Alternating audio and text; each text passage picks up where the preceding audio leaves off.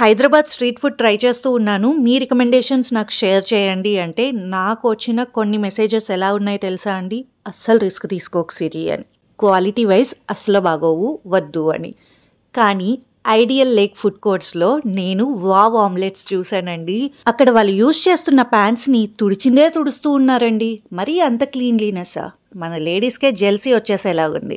ఏ మాటకా మాట అండి, పేరైతే కరెక్ట్గా పెట్టారు, వావ్ ఆమ్లెట్స్. అసలు చూడ్డానికి ఎంత సాటిస్ఫైయింగ్గా ఉందనుకుంటున్నారు. వాళ్ళు ఫ్లిప్ చేసే విధానం అయితే నేను ఇంట్లో చేసే ఆమ్లెట్లు ఎన్ని ముక్కలు అవుతాయో నాకే తెలుసు. మేమైతే అక్కడ ఫ్లఫీ ఆమ్లెట్ ఆర్డర్ చేసామండి, 120 రూపీస్.